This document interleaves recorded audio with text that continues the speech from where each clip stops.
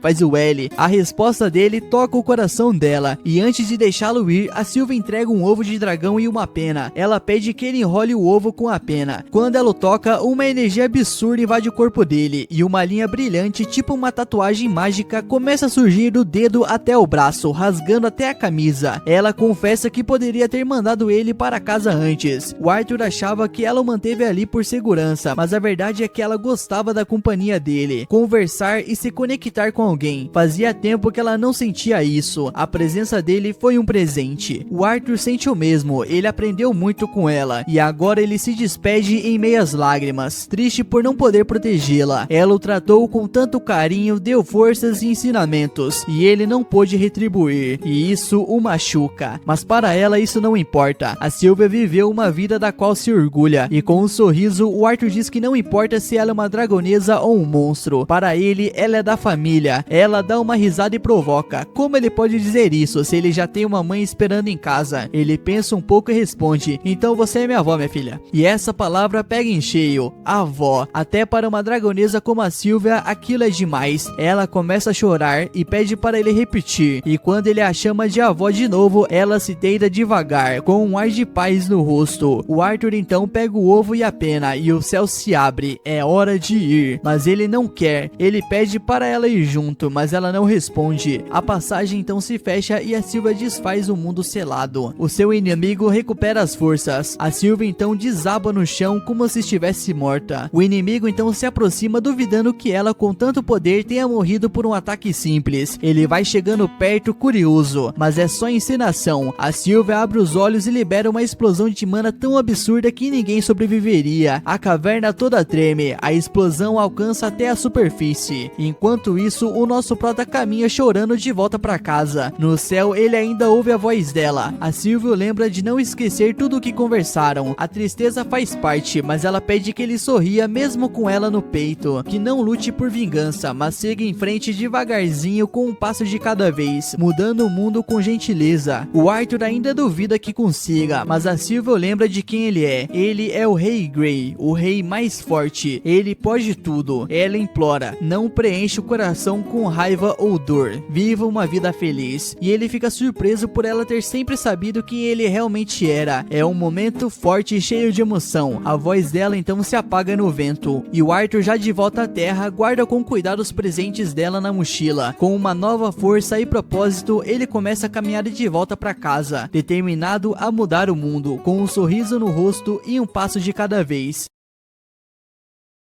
Com a velocidade turbinada pela mana, o Arthur dispara pela floresta, tomando o maior cuidado para não esbarrar no ovo da Sylvia. Pulando de árvore em árvore, feito um macaquinho, ele acaba ouvindo vozes humanas. Nisso, ele se aproxima na esperança de que fossem pessoas indo para a cidade onde a sua família está. Mas assim que ele pousa num galho acima do grupo, percebe que são 4 bandidos. E pior, eles sequestraram uma elfa para vender como escrava. O Arthur já tinha lidado com um grupo parecido dias antes, que tentou capturar ele e a mãe pra venderem também. Pensando que esses caras safados devem estar no mesmo esquema, ele decide se vingar. Enquanto isso, os bandidos empurram a elfa dentro de uma carroça e se preparam para sair da floresta. O Arthur assiste tudo fervendo de raiva, mas lembra dos conselhos da Sylvia e respira fundo, e decide seguir os bandidos até o cair da noite, quando eles montam o acampamento. O Arthur pode escolher o caminho mais seguro, seguir os caras até uma cidade humana sem se mostrar, mas isso significaria abandonar a menina. Então ele espera até a meia-noite para agir. Os bandidos usam lobos com chifres para puxar a carroça, e o nosso prota tem uma ideia. Ele atira algumas pedras neles, fazendo os bichos uivarem alto. Um dos bandidos tenta acalmar os lobos, com medo de chamar a atenção de monstros, e até começa a chutar um deles. O Arthur aproveita e se aproxima por trás com a mão reforçada por mana, e apaga o cara. Ele pega a faca do bandido e parte pro segundo, que também não dura muito. O terceiro percebe que algo tá errado, mas antes que possa reagir, o nosso prota acerta sua perna. O safado do bandido grita avisando o chefe que tem um maguinho por perto, mas o líder nem liga, achando que vai lucrar com a raptura. Ele até larga sua espada para não danificar o seu produto valioso e parte para cima do Arthur com as mãos cheias de mana. O Arthur desvia do ataque e tenta pegar a arma do chefe com aquele truque do fio que já usou antes. Só que o bandido é experiente e saca o plano, dando um chute que joga o nosso prota pra longe. Nisso ele ainda levanta o nosso prota pela perna como se fosse um saco de batata, achando que é o fim da linha. Mas pro Arthur aquilo era só o começo. Ele lança uma magia de fogo direto na perna do cara, que fica furioso e agora quer o garoto morto. Ele diz que vai vender o corpo dele para algum colecionador doido. Enquanto o cara solta o seu monólogo dramático, o Arthur usa o truque do fio de novo, mas dessa vez para arremessar a faca direto na testa do chefe. Fim de jogo. O terceiro bandido ainda tá vivo e implora por perdão, prometendo mudar de vida, mas o nosso Arthur sabe que isso é papo furado e também não pode deixar testemunhas. Ele termina o serviço. Depois ele entra na carroça e tira a venda da elfa apavorada e diz que agora ela tá segura. A menina fica preocupada ao ver o Arthur ferido e ele percebe que as crianças não estão acostumadas com tanta violência. Então ele cobre os corpos dos bandidos e inventa uma história de que eles morreram num acidente, e ela acredita na hora. O Arthur pega algumas coisas úteis para a viagem, pronto para seguir em frente, mas a elfa o segura pela mão, pedindo para não ser deixada sozinha. Ela fala de fantasmas das árvores que comem as crianças, claramente uma lenda para assustar os pequenos, mas ainda assim o Arthur entende que não tem escolha. Ele vai ter que levá-la até em casa. Nisso ela diz que mora no sul, justamente o lado oposto de onde está a família dele. Ele pergunta como ela foi parar ali, e ela conta que estava perseguindo borboletas e se perdeu. Meu Deus, mano, como assim? O Arthur não se surpreende. Lembrando do tempo que também foi prisioneiro quando tinha a idade dela, ele decide levá-la para casa. A menina não quer usar os lobos, pois acha que eles vão morrer longe da floresta. Com coragem, ela os solta e eles voltam para a natureza. Nisso, nosso prota sorri. É uma garotinha de bom coração, e isso só aumenta a vontade dele de protegê-la. No dia seguinte, os dois começam a caminhada pela floresta, e o Arthur finalmente pergunta o nome dessa mina. Ela diz que se chama Tessia. Ela também pergunta o nome dele e ele responde. Enquanto andam, o Arthur percebe que ela deve estar com fome e dá uma tigela de sopa pedindo para ela comer. Mesmo sem fome, diz que é importante comer para manter o corpo forte. Ainda tem muito chão pela frente. A frase soa familiar. A Sylvia costumava dizer isso. Nisso, o Arthur se pega repetindo os jeitos dela e dá um sorriso. É inevitável. Depois de servir a Tessia, ela faz uma careta e reclama do cheiro. Que engraçado, minha filha. O cara te salva e te dá comida e você reclama. O Arthur diz que vai colocar umas folhas para ver se melhora o gosto, mas nem assim agrada. A real é que ele nunca teve uma infância de verdade. Para ele, comer era só para sobreviver, não para curtir sabores. Olhando para Tessia, ele começa a entender como é ser criança de verdade. Ela resmunga dizendo que queria algo doce, mas não tem a menor chance disso no meio do mato. A jornada continua e até que tá sendo interessante. O Arthur pergunta sobre a cidade dela e ela mostra a mana que estava seguindo, dizendo que tem de sobra por lá. Ela também fala que mal pode esperar para despertar a própria mana e estudar com o seu mestre. Nisso, Arthur fica surpreso e pergunta se os elfos têm escola, mas quando ele pergunta mais, ela nem entende direito o que ele tá falando. Eles andam até o anoitecer e o nosso prota monta uma barraca para ela dormir. Enquanto isso, ele ouve os uivos dos lobos com chifres que ele libertou mais cedo e bate o arrependimento por não ter lidado com eles ali mesmo. A Tessia então entra na barraca e chama o nosso prota para dormir também, mas ele, todo protetor, insiste em ficar de vigia do lado de fora. Ela retruca dizendo que o avô dela falou pra ela nunca dormir no mesmo lugar que alguém do sexo oposto, mas ela vai abrir uma exceção e promete guardar segredo. Nisso, nosso prota ainda resiste, então ela sai da barraca assustada dizendo que se ele ficar do lado de fora, o tal perigo pode acabar percebendo ela também. E pra não deixar a guria apavorada, ele aceita ficar dentro da barraca. Lá dentro, ela começa a falar sobre os humanos, que são um bando de safado pervertido, que tem várias esposas e por aí vai. O nosso prota tenta explicar que não é bem assim, mas ela já tá dormindo, e eventualmente ele também apaga. No dia seguinte, a jornada se segue, e o Arthur tá mandando bem no papel de irmão mais velho. Estar com a Tessia faz ele entender como é ter um espírito infantil de verdade, mas o caminho é longo, e ele começa a se preocupar com os pais. Enquanto isso, a Tessia já tá bem à vontade com ele, tagarelando sem parar. No meio do trajeto, o Arthur sente uma dor aguda no núcleo de mana. A Tessia acha que é só cansaço e corre para buscar umas ervas enquanto ele se escora numa parede. A dor piora e para completar, um dos lobos com chifre aparece. Nisso, a Tessia volta com as ervas e o nosso prota, sempre protetor, manda ela correr. Ele acha que o lobo vai atacar, mas o bicho só solta um pedaço de carne da boca e vai embora. Nisso, a Tessia sorri toda feliz, dizendo que esse é o prêmio por ser uma criança boazinha. Eu não sei se eles foram boazinhos não, mano. Eles cozinham a carne e na primeira mordida a Tessia fica radiante, muito melhor do que aquela gororoba de antes. O Arthur também prova e entende porque as crianças amam coisa doce. Tava realmente bom. A Tessia revela que achou cogumelos, não ervas, e diz que as mulheres da cidade dela comem aquilo direto. O Arthur então baixa a guarda e experimenta. Foi um grande erro. Logo, ele tá correndo pro mato em modo emergência. Aquilo fez um estrago no estômago dele que nem ele consegue lidar. Mais tarde, no anoitecer, eles voltam pra barraca. O Arthur está no limite, o olho tá quase fechando de exaustão. Ele só queria dormir, mas a Tessia tá cheia de histórias. Ela fala de livros sobre humanos, anões e dos sonhos dela de conhecê-los, mas também diz que ouviu que os humanos são terríveis e que não sabe mais o que pensar. E o nosso prota, vencido pelo cansaço, dorme no meio da conversa. E a Tessia, com um jeitinho de irmãzinha carinhosa, cobre ele com um pano. Na manhã seguinte, eles partem de novo. O Arthur tá só o caco, mas ele disfarça com um sorriso pra não preocupar a menina. E mesmo quando ela pergunta se ele tá cansado, o cara mente dizendo que tá super forte, sendo que até um cego notaria o contrário. Ao se aproximarem da vila dela, a Tessia pede pra dar um apelido a ele, Art.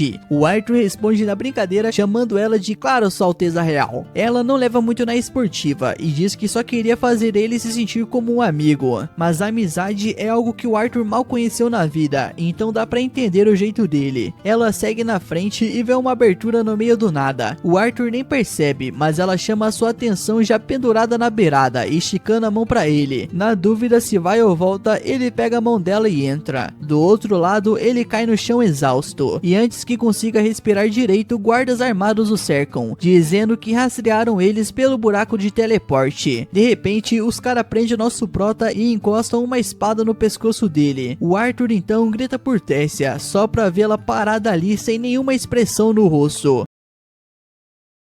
Os guardas exigem que o Arthur explique quem foi que deixou um humano como ele entrar em suas terras sagradas. Nisso, o Arthur olha para Tessia, torcendo para ela esclarecer tudo, mas como ela fica calada, ele se sente traído, achando que foi um tonto por considerar ela uma amiga. Mas acontece que a Tessia só estava hesitando porque, né, ela ainda é uma criança. E quando os guardas anunciam que vão desaparecer com o nosso prota, ela finalmente toma coragem, defende ele e conta que ele salvou a sua vida. Mesmo assim, os guardas acham que o Arthur fez alguma lavagem cerebral nela para inventar essa história, mas aí surge o único elfo sensato dali, saindo do mesmo portal mágico e mandando os guardas soltarem o nosso prota. Esse cara é Viren Eret, o ex-rei de Elenoir, que agradece pessoalmente o Arthur por salvar a Tessia e revela que ela é sua neta, ou seja, a princesa do reino. O Arthur fica em choque com essa revelação, já que nunca imaginou que a Tessia fosse da realeza, principalmente pelo jeito que ela agia. Logo depois chegam os pais dela, o rei e a rainha Alduin e Mariel Eret, que finalmente reencontram a filha depois de dias separados. Enquanto a Mariel checa se está tudo bem com a sua filha, o Alduin já manda aquela pergunta básica: o que um humano tá fazendo ali? E ele nem pensa muito e já ordena que matem o Arthur. Nisso, Viren precisa intervir de novo, dizendo que ele mesmo mandou os guardas pararem, e explica que o Arthur salvou a Tessia, mesmo sendo esse humano bárbaro. A Tessia apoia o Viren, implorando pro pai não machucar o seu amigo, e até sugere que levem ele pro castelo. A ideia de um um humano no castelo claramente incomoda Alduin, mas a Tessia não espera a resposta. Ela vai direto até o Arthur e solta que se ele for com ela, os chefes reais vão preparar os lanches favoritos dele. Suborno? Talvez, mas como o Arthur é praticamente uma criança, isso funciona. Alduin, para não contrariar a filha cheia de atitude, acaba aceitando. Enquanto isso, o Virian, todo intrigado com o poder misterioso do Arthur, convida ele para bater um papo mais tarde, em particular. Mas por agora, o Arthur segue a Tessia pelo reino de Elenoir, uma sociedade cheia de estilo, onde as casas são construídas em cima e embaixo das árvores, e o povo vive uma vida simples e tranquila. Enquanto anda ao lado da Tessia, o Arthur chama a atenção de todo mundo, que olham curioso para ele. O que o humano tá fazendo ali? Mesmo assim, ele ainda não consegue tirar da cabeça o fato de que a Tessia hesitou em ajudá-lo lá atrás. Por que ela fez aquilo? E aquele olhar sério que ela deu. E isso não sai da cabeça dele, e só de pensar dá até uma fisgada no peito. De qualquer forma, o Arthur continua com o pé atrás com tudo e todos ao redor, fazendo o possível para se manter alerta e não vacilar. Eles então finalmente chegam ao castelo no fim da cidade, e ao entrar eles são recebidos por uma dúzia de criadas élficas que existem basicamente para garantir que a Tessia esteja sempre feliz. Mas hoje é diferente. A Tessia quer retribuir o Arthur, então manda que todas as criadas deem a ele o melhor tratamento possível, dizendo que ele salvou a vida dela. Quando vê que elas estão meio relutantes, a Tessia garante que o Arthur é um daqueles humanos raros que são bons de verdade. Depois ela se vira para ele e pergunta o que ele quer fazer: comer um lanchinho, brincar, almoçar ou tomar um banho. Só que antes de qualquer mimo, o Arthur quer conversar com os pais dela sobre o que rolou na floresta, já que até agora ninguém explicou nada. Ele junta todo mundo na sala de reuniões, pronto para um papo sério, enquanto a série tá meio no modo festa do chá, e aparece com petiscos e chá para todo mundo. Alduin então se apresenta formalmente, junto com Mariel e o pai de Virian. O Arthur também se apresenta como um garoto normal, nascido numa vila esquecida no reino de Sapen. Ele até se ajoelha diante de Alduin, dizendo que um plebeu como ele nunca imaginou ver a realeza de perto, muito menos estar sentado na mesma sala que o rei dos elfos, e agradece pela oportunidade. O Alduin até estranha como o Arthur é bem educado para alguém que se diz um camponês, mas deixa ele continuar. O Arthur então explica em detalhes o que aconteceu, incluindo como se separou da família. Ele não mente, mas também não conta tudo, como o encontro com a misteriosa dragonesa Sylvia. Mesmo assim, ele vai avançando na história até chegar no momento que encontra a Tessia sendo sequestrada por traficantes de escravos. E aí que o clima muda de novo. Alduin, é claro, aproveita para jogar a culpa de tudo na humanidade, por causa do que os sequestradores fizeram com a filha dele. Já a Virian vai direto ao ponto. Como um moleque de 5 anos conseguiu resgatar a Tessia de 3 adultos traficantes? Com certeza não foi na base do papo. E então o Arthur finalmente conta a verdade. Ele diz que é um mago talentoso e usou seus poderes para acabar com os caras. Só que Alduin acha que essa história é difícil de engolir, e mais uma vez aquele guarda inconveniente resolve dar palpite, dizendo que o Arthur só pode ter lavado o cérebro da Tessia para conseguir entrar nas terras sagradas. Virian, que já estava defendendo o Arthur desde o começo, perde a paciência com a falta de respeito e corta o guarda na hora. A Tessia também se manifesta, dizendo que ouviu os sequestradores comentando quanto iriam lucrar com a venda dela, relembrando aquele momento tenso. Depois que ela termina de contar tudo o que passou antes de ser salva pelo Arthur, a sua mãe se emociona e a abraça forte. Alduin também entende o quanto a sua filha sofreu e finalmente olha para o Arthur com outros olhos, agradecendo por tudo que ele fez. Depois de explicar como conheceu a Tessia, o Arthur chega ao motivo principal daquela conversa. Ele conta que também está separado da família e tudo o que mais quer agora é voltar para casa, em Sapen. O Alduin fica chocado. Esse moleque tá mesmo pedindo que os elfos ajudem os humanos, logo eles que consideram os humanos bárbaros? Ah, claro que não. Ele nega de cara, dizendo que não vai ajudar de jeito nenhum e que o Arthur vai ter que se virar sozinho. Mas o nosso prota, espertinho como sempre, lembra Alduin de tudo que já fez por eles e pelo reino e solta: se depois de tudo isso eles não ajudarem, então os bárbaros são eles. Virian então olha para Alduin com aquela cara de te peguei no pulo. A Tessia também encara o pai, esperando a resposta. Sem saída, o rei concorda em ajudar, mas avisa que o único portal que leva até Sapen só pode ser aberto uma vez a cada 7 anos. E adivinha, eles tinham acabado de usar, então o próximo só daqui a 5 anos. Nisso o Arthur já surta por dentro. Ele não pode esperar tudo isso. Alduin então percebe isso e diz que vai mandar soldados escoltá-lo até em casa, começando no dia seguinte. E isso alivia o nosso prota, até que a sua barriga começa a doer de novo. Ele tenta sair discretamente da reunião e vai tomar um banho, mas a dor continua. Ele segura segura o peito tentando entender o que tá rolando. Pensa na Sylvia e se pergunta o que ela faria, mas é claro, nenhuma resposta vem. Ele resolve então dar uma volta pelo palácio, e o ar fresco ajuda a aliviar a dor um pouco. Então ele começa a pensar nos pais, na saudade que sente e se pergunta se eles estão vivos, mas logo se convence de que sim, eles são fortes demais para terem morrido. E quando ele olha pra frente e vê a Tessia com os pais, ele se pega imaginando se a própria família o receberia com alegria ou uma bronca por ter sumido por tanto tempo. Com tanta coisa na cabeça, ele fica ali parado, perdido nos pensamentos. Nisso a Tessia corre até ele e ele aproveita pra zoar a chamando de princesa mimada e dizendo que ela deveria ir curtir com os pais. Ele então desabafa com ela, dizendo que tá com medo de seus pais estarem bravos. Ela segura o rosto dele surpresa e diz que como assim os seus pais não vão ficar felizes em te ver, seu merda. Ela lembra que pais sempre se preocupam com os filhos e com certeza os deles estão cheios de saudade. Enquanto ela fala, as flores cintilantes começam a cair ao redor. O Arthur repara nelas e lembra de quando achou que ela fosse traí-lo por causa daquela cara séria, mas agora está feliz por ela não ter feito isso. Só que aquelas flores parecem estranhamente familiares. Ele volta aos seus pensamentos e percebe que para ele aquilo não é flor coisa nenhuma, é uma arma. Ele já tinha visto antes nos tempos em que ainda lutava. Ele pede desculpas a Tessia, que não entende o porquê e diz que até gosta das flores também, então joga uma delas de volta para quem a mandou, e surpresa, quem mandou foi Viren. A Tessia corre até ele pedindo que pare de implicar com o Arthur, dizendo que ele é um bom garoto e diferente dos outros humanos. O Viren diz que isso não é bullying, ele só achou alguém interessante pela primeira vez e não vai deixar esse garoto escapar. Ele manda a Tessia sentar com magia e puxa um bastão chamando o Arthur para um duelo. Quem será que leva essa, meus manos? A luta então começa e o Arthur dá tudo de si. Ele usa toda a sua mana, mas o Viren é rápido demais. Não importa o quanto tente, o Arthur não consegue acertar nada. Quando ele tenta um golpe mais forte, o Viren quebra o bastão e quase acerta a Tessia, mas o Arthur a protege. Ele então decide usar magia, e não qualquer magia. É pesada mesmo, daquelas que só poucos conseguem aguentar, mas o Viren consegue repelir tudo. Depois de várias tentativas, o Arthur finalmente acerta um golpe na cabeça do mano, mas ao invés de ficar brabo, ele fica mais animado ainda, pedindo outra rodada. Mas a Tessia do nada se levanta e faz cócegas no avô, mandando ele deixar o art dela em paz. O Viren responde que o Arthur não é o garotinho inocente que ela pensa, e se alguém foi vítima ali, foi ele mesmo, que acabou apanhando. O Arthur só quer distância desse drama e diz que Viren tá exagerando. Então o velho manda real, ele quer que o Arthur vire seu discípulo. O Arthur até considera, mas lembra dos pais e de como ainda não sabe se estão bem, e isso pesa demais. Ele conta isso a Viren, que responde dizendo que existe um jeito de avisar os pais dele que ele está bem, sem precisar ir até lá. O Arthur se anima e pede mais detalhes, mas o Viren do nada lança algo dentro dele, então a dor da mana volta com força, e isso confirma o que Viren suspeitava desde o começo. O Arthur recebeu a vontade de uma fera. A única maneira de sobreviver e não morrer por causa disso é aceitando ser o seu discípulo.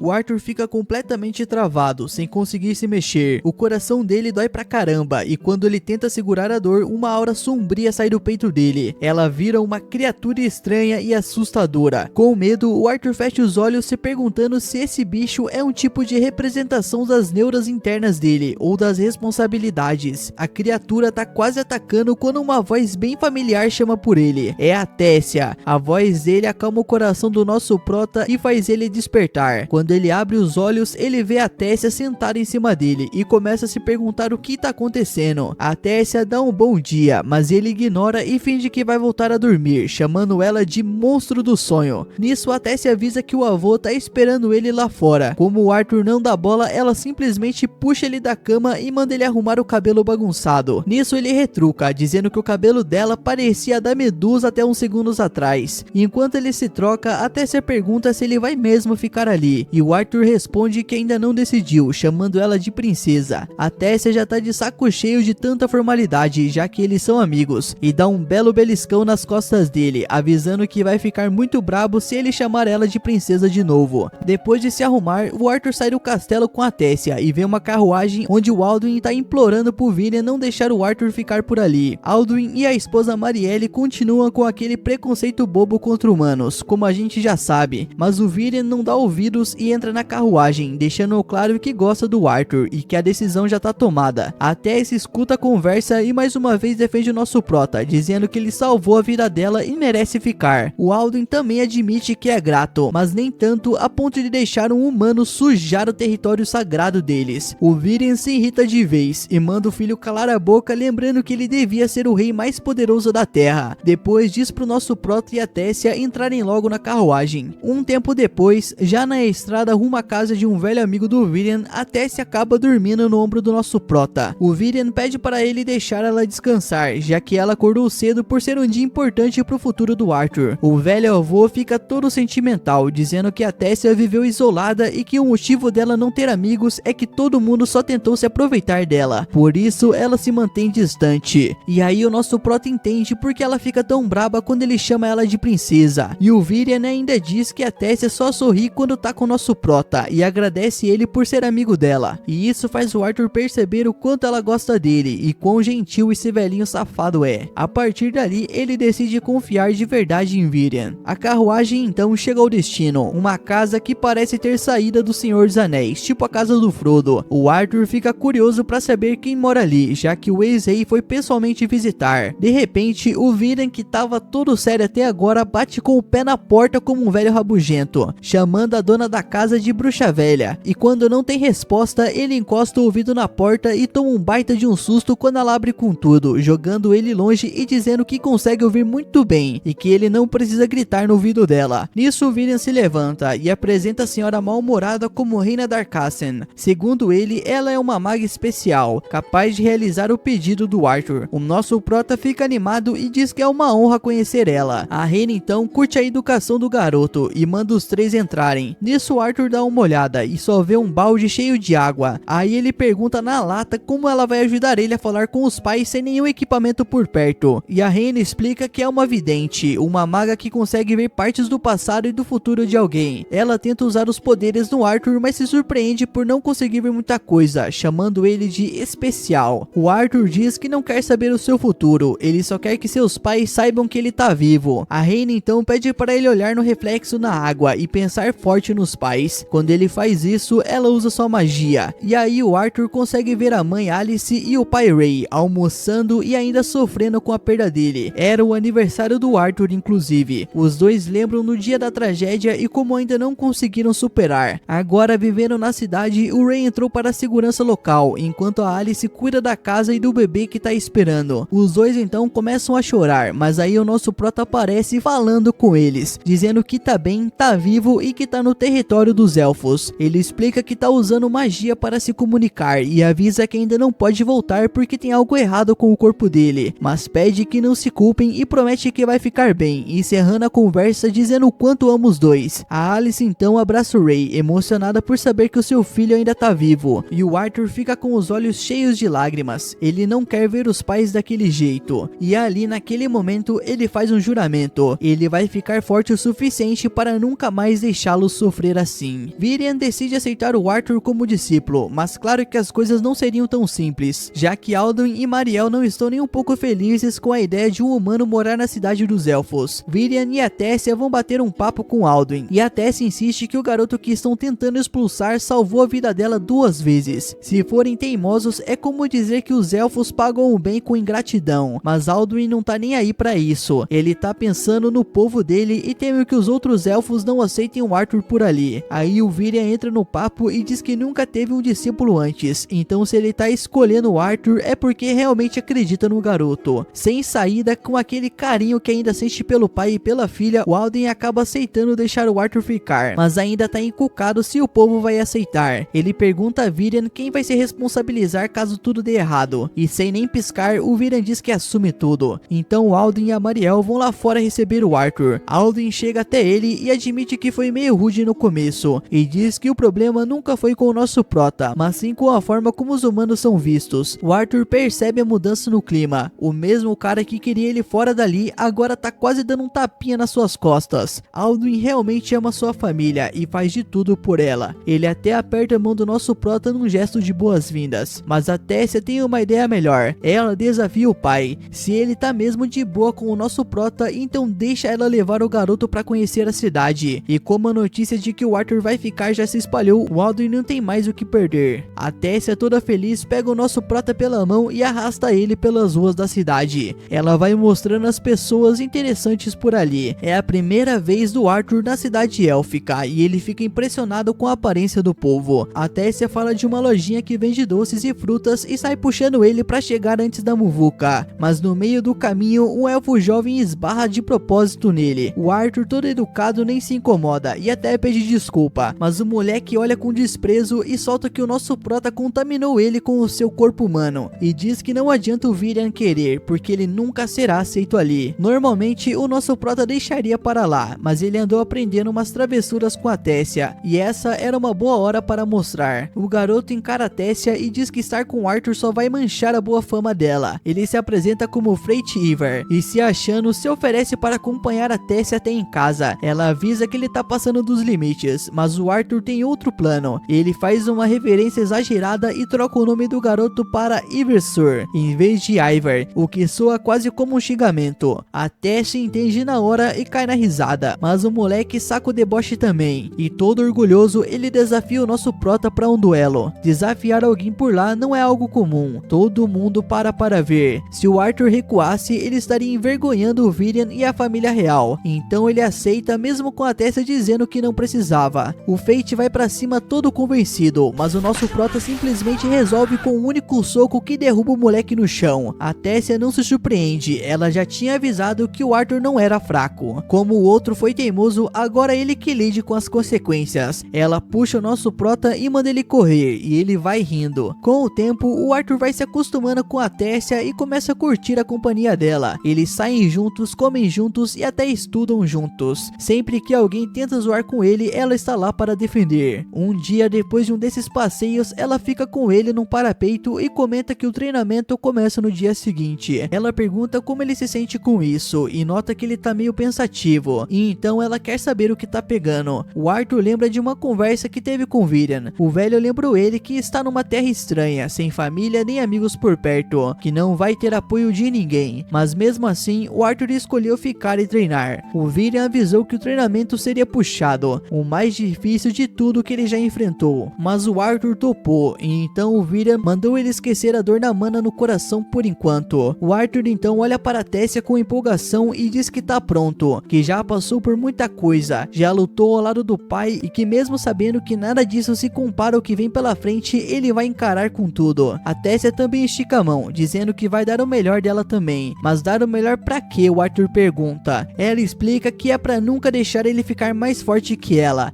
vai competir com ele. No dia seguinte, o treinamento começa. O Arthur fica na frente do Virian, que apresenta o que será a nova fase da vida dele, e enquanto tudo começa, ele só consegue pensar que a vida ali no reino élfico anda muito mais rápido do que lá fora. Em poucos dias, ele já aprendeu muito e sente que tá evoluindo. Ele escolheu ficar ali porque acredita que foi a sua melhor decisão, e agora está no controle do próprio destino. Nisso, o tempo passa, e até a Tessia já aprendeu a usar a sua mana. Uma manhã, ela vai acordar o nosso prota na cama, mas ele tá dormindo pesado, e então ela usa sua mana para dar um jeito nele. Ele acorda gritando assustado, perguntando por que ela não podia ter simplesmente acordado ele com carinho.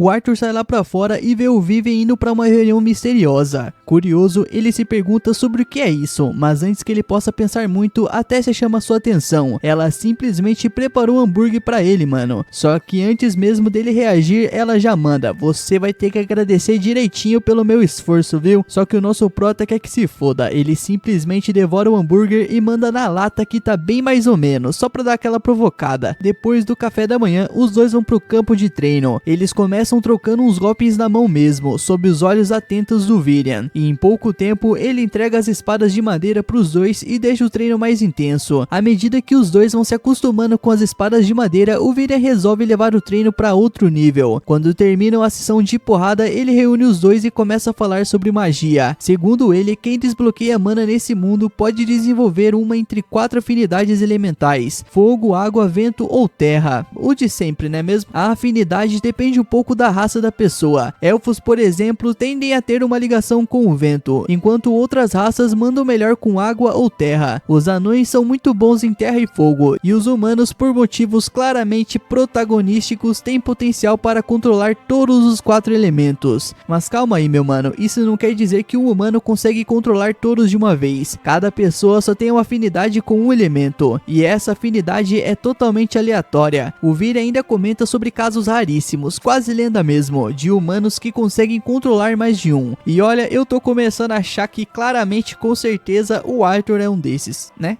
Se há dúvidas, ele é o protagonista de um anime Shonen. A Tess então levanta a mão e pergunta por que o nosso prota não treina o corpo enquanto usa magia, igual ela faz. Mas o Viri responde de boa que o nosso prota é fraco demais pra isso, e explica que o núcleo de mana dele tá com uma vontade de besta lá dentro, que bagunça o equilíbrio entre o corpo dele e a magia, e por isso o coração dele dói tanto. Aí o Viri diz que pra tratar disso, eles precisam entender melhor o que tá rolando dentro do corpo do Arthur. Aí a Tessia, como sempre, aproveita pra zoar o nosso prota, perguntando se ele sente dor toda vez que ela bate nele no treino, e ele acaba admitindo que sim, porque essa mina aí bate forte pra caramba. E aproveitando, o Arthur comenta que a Tessia ficou mais forte recentemente, quase no mesmo nível que o dele. Isso porque os elfos despertam a mana até os 10 anos de idade, e a Tessia com 9 acabou de despertar a dela. Inclusive, ela destruiu o próprio quarto sem querer enquanto dormia, e desde então a Tessia começou a treinar com o Arthur para desenvolver melhor o talento. Um dia, durante o treino, o William decide que chegou a hora do nosso prota despertar essa tal vontade de besta. Para dar aquele empurrãozinho, ele diz que se o ritual der certo, o Arthur vai finalmente se livrar das dores. Mas não só isso, ele também vai se tornar um verdadeiro domador de feras. E é claro que o nosso prota fica intrigado. Ele então se senta para o ritual começar. O William então explica que primeiro precisa acender uma faísca no núcleo de mana do Arthur e garante que ele só vai sentir um calorzinho no corpo. Que isso, mano, lá ele. Só que quando o William transfere a sua própria mana pra ele, algo estranho ativa dentro do Arthur. Ele começa a gritar de dor e solta tanta mana que joga o William e a Tessia pra longe. Quando o ritual termina, o Arthur desmaia. O William logo entende o que tá acontecendo, leva o Arthur de volta pro castelo e fica do lado dele até que ele acorde. Assim que vê que o nosso prota tá bem, o William pergunta se ele conhece essa tal vontade de besta dentro dele. O Arthur responde meio por cima, dizendo que acha que é de um dragão. O William já suspeitava disso, e como os dragões são lendas vivas, ele faz o Arthur prometer que nunca conte isso pra ninguém, senão vai aparecer gente má querendo roubar essa vontade de besta e causar confusão. Agora que o Arthur despertou esse poder, o William dá uma notícia: ele vai poder voltar pra casa em 4 meses. O nosso prota fica em choque, ele achava que ainda ia ficar ali por 2 anos, mas o William explica que vai rolar um evento de intercâmbio cultural entre os 3 reinos, e que depois disso, o portal para Zaios, onde os pais do Arthur moram, será aberto. O Arthur então fica meio mexido ao perceber que aquele dia em que viu o William saindo para uma reunião era na real uma visita aos outros reinos só por causa dele, e isso emociona o nosso prota, e o Arthur começa a pensar como Tessia vai reagir a isso, mas o William o tranquiliza, dizendo que ela já sabe, os pais dela contaram. Mais tarde à noite, o nosso prota conversa com o seu ovo de dragão sobre a sua partida, mas do nada o ovo começa a brilhar e começa a chocar. O Arthur entra em pânico sem saber o que tá por vir, mas quando a casca quebra, o que sai é um dragãozinho fofinho, que mais parece um gatinho, ou banguela, mano, você vai ver essa cópia aí. Aí o Arthur se derrete na hora, mas quando ela morde o braço dele como um filhote de gato faria, ele percebe que talvez ela não seja tão fofa assim. Na verdade, a mordida foi para lançar um selo nele, e agora o nosso prota consegue ouvir a voz dela, mesmo que seja só um monte de sons esquisitos. Ainda assim, ele fica feliz de finalmente poder se comunicar com ela. Ele dá o nome de Sylvie, em homenagem a Sylvia, e se pergunta o que aquele selo no seu braço realmente significa. De qualquer forma, ele mal acredita que virou papai aos 8 anos, mas acaba pegando no sono com essa ideia. Na manhã seguinte, a Tessia chega como sempre para acordar o nosso prota, que dorme pesado demais. Então ela puxa a coberta e dá de cara com a criatura. Ela solta um grito tão alto que acorda o nosso prota na hora, mas ao contrário do que parecia, não foi um grito de medo. Ela ficou empolgada ao ver a pequena Sylvie. Ela pega a bichinha no colo e começa a dar carinho como se fosse fosse um bebê. Depois, os dois vão juntos pro campo de treino, e no caminho a Tessia tenta de tudo para ganhar a simpatia da Sylvie, mas a bichinha só tem olhos pro dono. Quando chegam lá, o Virian nem se surpreende. Ele pergunta se aquilo é o resultado da assimilação com a vontade da besta, e o Arthur confirma. Ele olha para a Sylvie e fica meio preocupado, imaginando como ela vai ser aceita pelas pessoas. Mas antes que fale algo, o Virian já percebe o que ele tá pensando e diz para não se preocupar. Ninguém vai acreditar que ela é um dragão mesmo, então é só dizer que é uma fera mágica rara. Nisso começa o treino do dia, e o Virian fala que agora que o Arthur liberou esse poder da besta, tem que treinar isso também. E qual a melhor forma de treinar? Luta física, é claro. O Virian se transforma em sua besta espiritual. O bicho é assustador, o som é energia e até a luz sombria deixa os dois garotos apavorados. Pra piorar, ele ainda diz que o nosso prota tem que lutar contra aquilo. O Arthur nem acredita, ele mal consegue ver a criatura que aparece e desaparece. Ele desiste na hora e admite a derrota. Nisso, o Virian volta para sua forma de elfo e explica que aquela criatura se chama Pantera Sombria. Ela usa luz e som tão bem que você nem percebe a presença dela. Depois de parar com o bullying, ele pega um bastão para que eles treinem de um jeito mais normal. Vários dias se passam, virando semanas, talvez meses, e o Arthur treina com a vontade de besta e com a sua mana. Ele fica ainda mais forte e finalmente consegue lutar contra a Pantera Sombria, justo quando o tempo para a abertura do portal está prestes a chegar, e a Tessia começa a sentir o peso da sua ausência. Em mais um dia desses, enquanto caminha pela cidade, um garoto esbarra nele e o encara de um jeito estranho só porque ele é humano. O garoto é nada mais que o elfo que desafiou nosso prota para um duelo e perdeu com um único golpe. O safado tenta puxar papo e pergunta se o Arthur se lembra dele, mas o nosso prota sinceramente diz que não faz ideia de quem é esse mano. O menino tenta se explicar, mas insiste que tá pronto pra revanche, porque agora sim ele pode ganhar do nosso prota. Mas o resultado não muda. O Arthur dá um golpe nele e o cara cai no chão, de novo. A Tessia então revela quem é o garoto, e o Arthur, tentando ser simpático, estende a mão pra cumprimentar o sacana. Surpreendentemente, o menino aperta a mão de volta, revelando que só queria mesmo era ser amigo dele. Como assim? E que ficou triste porque da última vez o nosso prota nem tentou fazer uma amizade. Os dois então começam a conversar, e o nosso prota descobre que esse garoto também vai participar do programa de intercâmbio. Ele comenta que todos os filhos de nobres vão. O Arthur então se surpreende, já que a Tessia não falou nada sobre ir. E quando ele olha para ela querendo perguntar, o Fate já se adianta e diz que ela não vai porque a princesinha frágil não pode se perder de novo. E como ele ousou falar isso, a Tessia já mostra o quão frágil ela é. Ela dá um soco tão forte que o garoto voa e cai como se tivesse sido lançado num castelo inflamável. O Arthur, vendo a cena, corre e arrasta a Tessia dali. Quando os dois ficam a sós, ele dá um sermão dizendo que uma princesa deve manter a pose e não sair batendo nos outros. Mas ela tá pouco se importando pra isso. Ela tá com a cabeça cheia, especialmente porque ele tá indo embora, e ainda leva bronca como se fosse o pai dela. Ela chama ele de velho e sai correndo. Ela então vai pro seu quarto chorar. O Arthur, percebendo que pegou pesado, vai até lá, pela janela, é claro. Ele aparece segurando flores de sino. Tessia o vê na janela e vai até ele, e o nosso prota coloca a flor na orelha dela e a convida para dar uma volta. Eles andam juntos pela floresta, mesmo com todos os avisos para eles não irem até lá. O Arthur acende uma fogueira para esquentá-los e eles se sentam para conversar. Ela começa a ficar com sono, mas diz que quer ficar ali com ele. Eles falam então sobre o mundo humano, mas ela acaba dormindo. No dia seguinte, o Arthur se prepara para partir, e o Virian lhe entrega uma bússola para que ele nunca se perca, e explica que ela tem o símbolo de Arelite, então se um dia ele quiser voltar, ele vai conseguir. Mas antes de ir, o nosso prota pergunta por Tessia, mas acha que ela ficou mal demais para se despedir. E quando ele está parado diante do portal com os outros jovens, a Tessia grita o seu nome e corre até ele. Ela até tropeça no caminho, mas ela chega até lá, abraça ele e o lembra de não pular as refeições. E ele retribui o abraço dizendo que vai sentir saudade. Com lágrima nos olhos, ela responde que também vai. O portal se abre e é uma despedida bem emocionante. Depois de uma longa viagem, o Arthur chega no reino humano. Ele finalmente pisa no reino de Zaios e fica animado por estar prestes a ver os seus pais de novo. Ele caminha até a casa, se ajeita e bate na porta. Uma garotinha corre para atender. Ele olha para ela e já sabe, é a sua irmã. Logo, os seus pais correm até a porta chamando o nome da menina, Eleonor. Mas quando veem quem está ali, eles ficam tão surpresos que nem conseguem reagir. O Arthur sorri e diz que está de volta.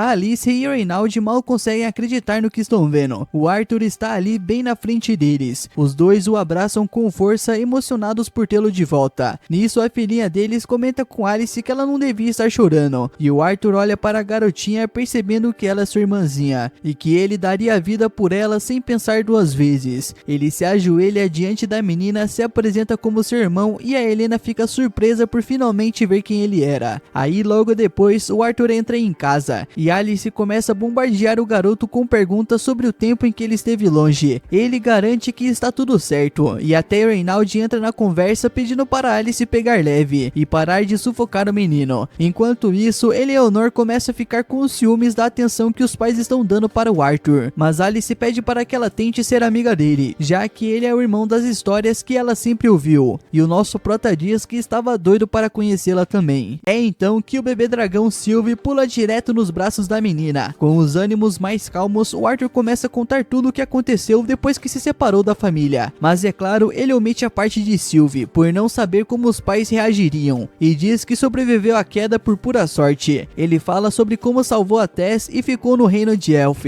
onde passou os anos seguintes treinando e se tratando. Ele também esconde o núcleo de besta, e inventa que Sylvie é só uma fera de mana que ele adotou depois de encontrar a mãe dela muito fraca para continuar viva. Os pais acreditam em tudo, aliviados por ele estar bem, mas do nada o Reynald pergunta em que estágio de mana o nosso prota está, e a Alice dá uma bronca nele por ele tocar nesse assunto logo agora. O Arthur, por sua vez, pergunta sobre o trabalho do pai, e o Reynald se gaba em ser um instrutor de segurança numa casa de leilões famosa. Aí o Reynald conta que chegou ao estágio laranja escuro há 2 anos, um nível intermediário no ranking de poder. O Arthur fica impressionado e elogia o esforço do pai, mas solta que está no estágio vermelho claro, um nível acima. O Reynald fica meio sem graça por estar sendo superado pelo filho, e já lança um desafio. Ele quer um duelo amigável para ver o quanto o garoto evoluiu. E apesar das reclamações de Alice, algumas pessoas invadem a casa. Um homem chamado Vicente pergunta se é verdade que o filho de Reynald está vivo, e o Arthur fica se perguntando quem é esse cara. O Reynald então explica que Vincent é o dono da casa de leilões onde ele trabalha. O Arthur cumprimenta o Vicente, e graças à fofura da Sylvie, ele acaba ficando amigo da filha dele, a Lilia. O Reynald então convida o Vicente para assistir um duelo entre ele e o Arthur no jardim. Todos vão pra lá. Aí o Vicente fica boquiaberto ao saber que o Arthur já está no estágio vermelho claro. A Alice explica que o filho aprende rápido demais e não teria motivo para mentir. Mesmo assim, o Vicente fica desconfiado, porque até os melhores alunos das melhores academias só chegam nesse estágio lá pelos 13 anos, e o Arthur só tem 8. Enquanto isso, o nosso prota e seu pai terminam o aquecimento e começam o duelo. O Arthur bloqueia os ataques do pai e contra-ataca, mas o Reynald segura tranquilo e diz que ele ainda tem que melhorar bastante. Só que o nosso prota surpreende ao usar uma das técnicas que aprendeu com Vivian, e consegue empurrar o pai para trás. O Reynald admite que está impressionado, mas avisa que agora vai lutar sério. Ele canaliza mana no punho que começa a pegar fogo, deixando o nosso prota surpreso. Nesse mundo, todo usuário de mana nasce com um elemento específico. Para os conjuradores é fácil descobrir e usar o próprio elemento, mas para os aumentadores como Reynald é bem mais complicado. Exige muita prática e sensibilidade. De repente, o Reynald cobre o corpo inteiro com mana flamejante e parte para cima do Arthur, que só consegue se defender sendo jogado para trás. Ele reúne a mana nos punhos, que começam a brilhar em dourado, deixando todo mundo chocado. O Arthur corre até o Reynald e bloqueia os socos flamejantes com a aura dourada que emana das mãos. O choque entre os dois gera uma explosão de impacto que os separa. O Reynald então parte com mais agressividade e acerta um golpe direto e sólido. O Arthur corre de novo na direção do pai, se lembrando dos treinos com Vivian e de como usar o Kai elevou o nível de suas habilidades. Ele aprendeu a lidar com o elemento fogo num piscar de olhos, e por isso o velho elfo decidiu levar o garoto para um nível mais avançado. Relembrando aquele treinamento, o nosso prota ativa de novo a sua habilidade dourada, mas dessa vez a transforma em eletricidade. Os raios que saem de seu corpo fazem a grama pegar fogo, e o Reynald só consegue ficar parado de boca aberta, vendo que o Arthur dominou uma forma ainda mais poderosa de magia de fogo. O Arthur então avisa que ainda é cedo para ficar chocado, porque ele ainda tem mais cartas na manga. Do nada, ele invoca a magia de água e usa a fonte do jardim para atacar o pai. Todo mundo congela ao ver ele controlando 2 elementos diferentes ao mesmo tempo, mas o Reynald consegue esquivar por trás. Mas logo em seguida, o Arthur cancela os feitiços feitiços e é recebido por um abraço apertado do Reynald, que diz estar morrendo de orgulho e pergunta quando ele aprendeu tudo aquilo. O Arthur responde que aprendeu faz pouco tempo e ainda está pegando jeito com a água. Enquanto a Alice e a Helena reagem como se fosse algo super normal, o Vicente e a sua esposa ficam em silêncio total, chocados e com a certeza de que o Arthur é um prodígio. Logo depois, todos voltam para dentro e se sentam à mesa, onde o Vicente comenta que o futuro do Arthur promete. O Reynald então concorda na hora e lembra que sabia disso desde que o menino despertou a mana há 3 anos atrás e destruiu a casa inteira no processo. O Vicente arregala os olhos com a informação e enquanto o Reynald se exibia, ele acabou caindo com a cadeira e tudo. Rindo, o Vicente levanta e solta uma sugestão inesperada: que tal mandar o Arthur para a academia de Zirus? O Reynald fica pasmo e pergunta se ele tem certeza, já que a Zirus é nada menos que a melhor escola de magos do continente. A esposa de Vincent entra na conversa, dizendo que eles estavam dispostos a bancar os estudos de Arthur, com a ideia de se beneficiar disso no futuro. A Alice fica claramente desconfortável e diz que nem sabem se a escola aceitaria o filho, mas o Vincent garante que conhece o diretor pessoalmente e que poderia ajudar a resolver isso. Mas antes que a conversa vá longe demais, o Arthur toma a palavra e diz que já que o assunto era sobre a vida dele, ele queria opinar. Ele explica que acabou de reencontrar a família e não está pronto para se afastar de novo. O Vincent entende o lado dele e o Arthur se despede, dizendo que estava morto de cansaço depois da luta. Ele vai entrando na casa, mas a Lily o segue, completamente fascinada desde que viu seus poderes em ação. Ela avisa que ele está indo pro lado errado e o convida a segui-lo até um lugar melhor. Ela então o leva até a cozinha do porão, onde começa a conversar animadamente com os criados e logo pede pratos de carne bem caprichados. Uma empregada mais velha comenta que Lilia devia pegar leve, porque andou ganhando uns quilinhos, e a Lilia logo rebate dizendo para não falarem disso. O Arthur fica surpreso em ver esse lado mais espontâneo dela, já que até então ela mal abria a boca. Nisso, uma das criadas explica que a Lilia sempre aparecia ali para comer quando estava estressada, e o Arthur pergunta por quê. A mulher conta que os pais dela esperam que ela desperte como maga, o que coloca uma baita pressão em cima da garota. Mais tarde à noite, Alice e Reynald vão para o quarto de Arthur para uma última conversa antes de dormir. Eles dizem o quanto estão felizes por ele ter voltado e o quanto estão orgulhosos. Eles afirmam com todas as letras que ele vai ser um mago incrível. O nosso prota até tenta contar alguma coisa, mas os dois o interrompem dizendo que poderiam conversar sobre isso no dia seguinte. Eles desejam boa noite e o deixam descansar. Na manhã seguinte, o Arthur corre para o salão assim que acorda, animado com a visita de alguns rostos conhecidos. Os antigos companheiros de grupo dos seus pais estavam ali para vê-lo. A mamãe Angela o abraça tão apertado que ele mal consegue respirar. Depois ela troca um toque de mãos com o grandalhão Adam, enquanto a Ellen e os outros já estão discutindo como sempre, mesmo dando boas-vindas. Do nada, a Jasmine começa a revistar o Arthur sem nenhum motivo real. Ela só queria encostar nele mesmo. Depois o abraça pedindo desculpas e dizendo que foi tudo culpa dela. Com o clima leve, o grupo começa a contar sobre as missões que fizeram nos últimos tempos e, como de costume, continuam discutindo por qualquer coisa. O Arthur ouve tudo e percebe que ainda tem muita coisa sobre esse mundo que ele não conhece. Nisso, ele começa a pensar que se tornar um aventureiro pode ser uma boa forma de aprender, mas ao olhar para sua família, ele sente que ainda não está pronto para deixá-los de novo.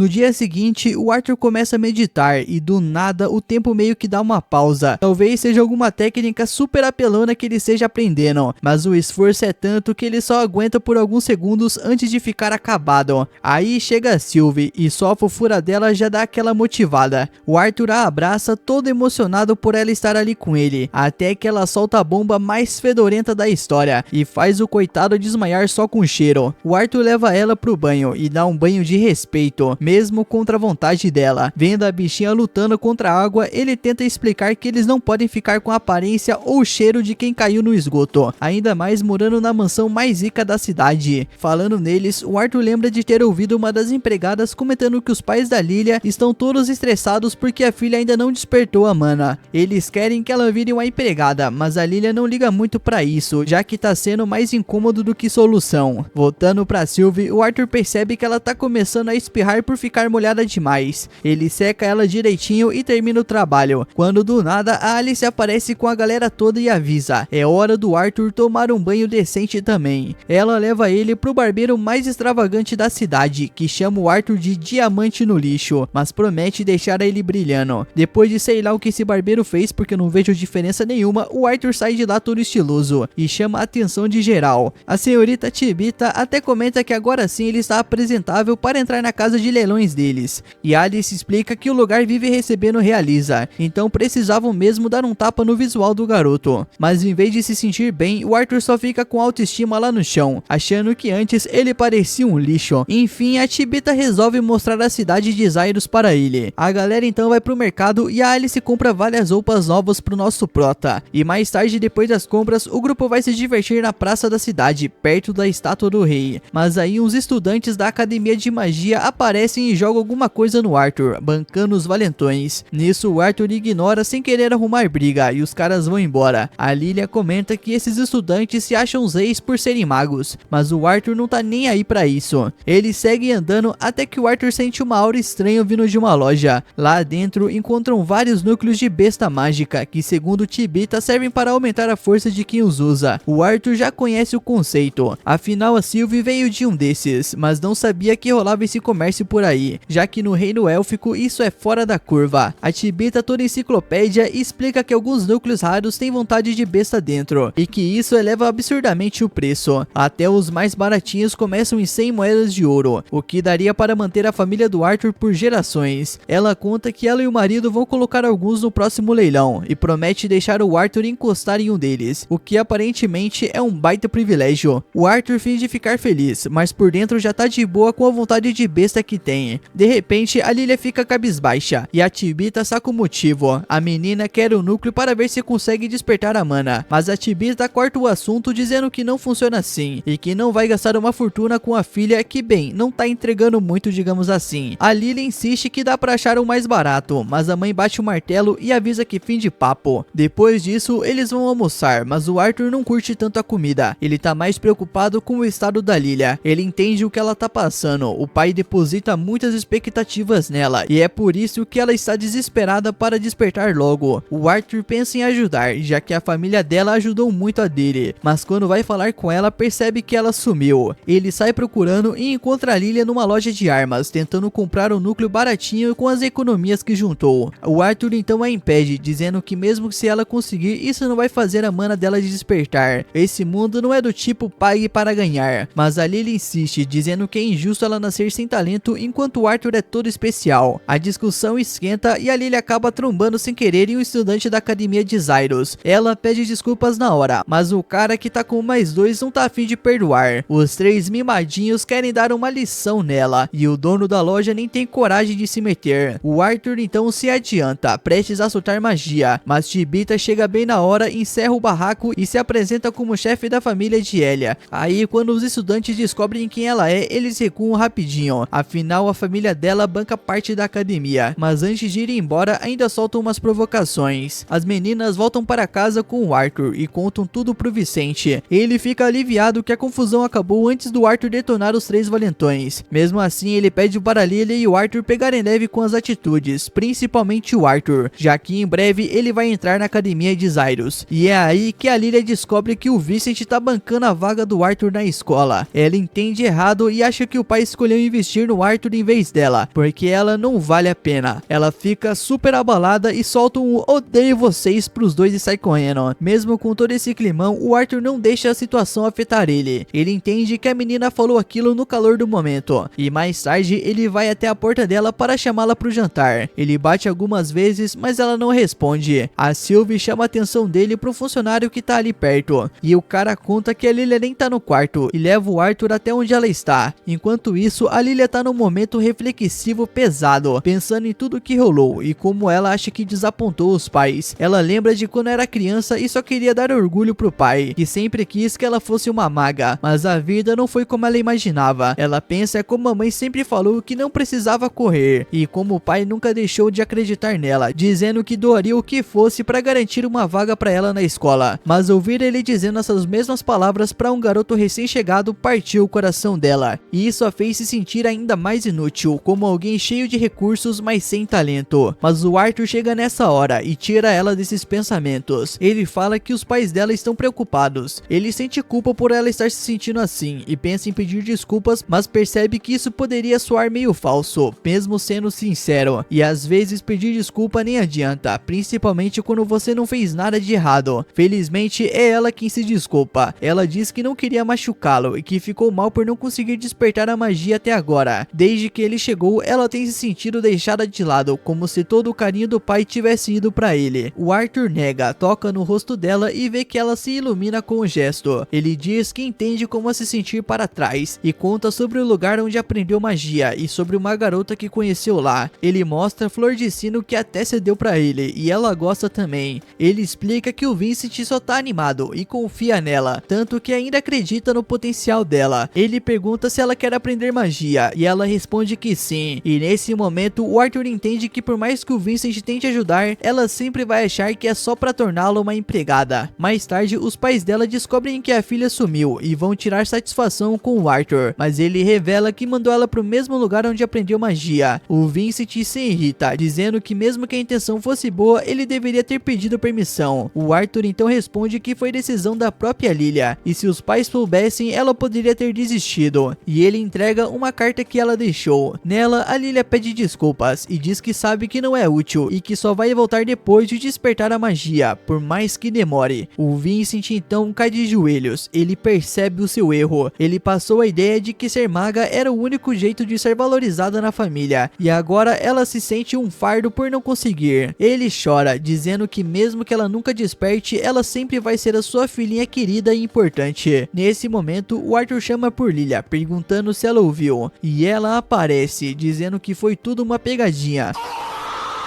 Ela não tinha ido embora de verdade. O nosso prota armou tudo isso para mostrar o quanto ela era amada. Ela pede desculpas pelo susto, mas o Arthur assume a culpa. Afinal, foi ideia dele. Ele diz que sabe como é desesperador ver um filho sumir, como seus próprios pais sofreram com isso, e promete que não vai brincar mais. Mas o Vincent percebe que exagerou com a obsessão por magia. E sinceramente, se fosse tão fácil, por que ele mesmo não virou um mago, não é mesmo? Ele pede desculpas ao Arthur por querer mandá-lo pra academia justo agora que reencontrou os pais. Depois vai até a filha, abraça ela junto com a Chibita e diz que não importa nada disso, ela sempre será a filha deles. A Lilia sorri e responde que mesmo assim ainda quer ser maga e ir pra academia por mais que demore. Com tudo isso resolvido, o Arthur se prepara para ajudar as meninas a despertar a magia. Ele pede para a Lilia e a Eleanor sentarem e começarem a respirar fundo, já que respirar é uma das formas mais rápidas de se conectar com a magia. Ele manda elas fecharem os olhos e continuarem